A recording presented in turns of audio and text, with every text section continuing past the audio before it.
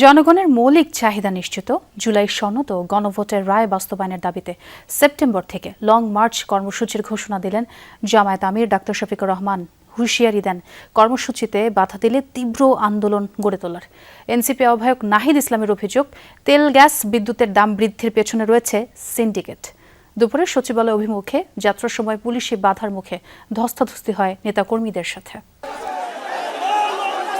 দুপুরে সচিবালয় অভিমুখে যাত্রার সময় পুলিশি বাধার মুখে পড়েন ১১ দলীয় ঐক্যের নেতাকর্মীরা। বাগবিতণ্ডা ধস্তাধস্তি হলে সেখানেই জামায়াতের আমির ও এনসিপির আহ্বায়ক সহ অন্যান্যরা অবস্থান নেন। কিছুক্ষণ পরই পুলিশের অনুরোধে স্থান ত্যাগ করেন তারা।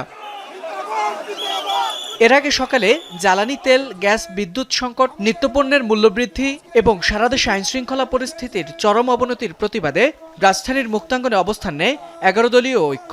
কর্মী সমর্থকদের হাতে ছিল প্ল্যাকার্ড, বহন করেন প্রতীকী হারিকেন, হাঁড়িপাতিল। বেলা 11:30 নাগাদ মঞ্চে উপস্থিত হন জোটের শীর্ষ নেতারা। এ সময় এনসিপির আহ্বায়ক ও বিরোধী দলীয় হুইপ নাহিদ ইসলাম অভিযোগ করেন, ক্ষমতায় এসেই লুটপাট চালাচ্ছে বিএনপি। সিন্ডিকেটের মাধ্যমে বাড়ানো হচ্ছে তেল গ্যাস সংকট। জনগণের মৌলিক অধিকার গ্যাস, বিদ্যুৎ, কর্মসংস্থান এবং দ্রব্যমূল্য নিশ্চিত করতে না পারে, তবে এই সরকার ক্ষমতায় থাকার স্বপ্ন যেন না থাকে, না দেখে।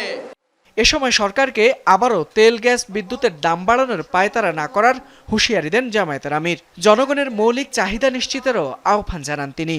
ইতিমধ্যে এলপিজির দাম বাড়িয়েছেন, প্রত্যাহার করুন, প্রত্যাহার করুন। না করলে আমরা সংশ্লিষ্ট দপ্তর ঘেরাও করতে বাধ্য হব। সংকট তৈরি করার পরবর্তী পদক্ষেপ হচ্ছে দাম বাড়ানো। আমরা তা হতে দেব না। লং মার্চ কর্মসূচির ঘোষণা দিয়ে জামায়াতের আমির হুঁশিয়ারি দেন, কেউ বাধাগ্রস্ত করতে চাইলে দ্বিগুণ শক্তিতে গন্তব্যে পৌঁছে যাবে পদযাত্রা। এই লং মার্চ জনগণের দাবি আদায়ের জন্য। অতীতের কায়দায়, ফ্যাসিবাদী কায়দায় আমাদের লং মার্চে যেন কোনো বাধা দেওয়া না হয়। যদি বাধা দেওয়া হয়, লং মার্চ দ্বিগুণ শক্তিতে তার গন্তব্যে পৌঁছে যাবে ইনশাআল্লাহ। ৫ সেপ্টেম্বর ঢাকা থেকে চট্টগ্রাম পর্যন্ত শুরু হচ্ছে জামায়াত নেতৃত্বাধীন ১১ দলীয় ঐক্যের লং মার্চ। করার দাবিতে আমাদের এই আন্দোলন।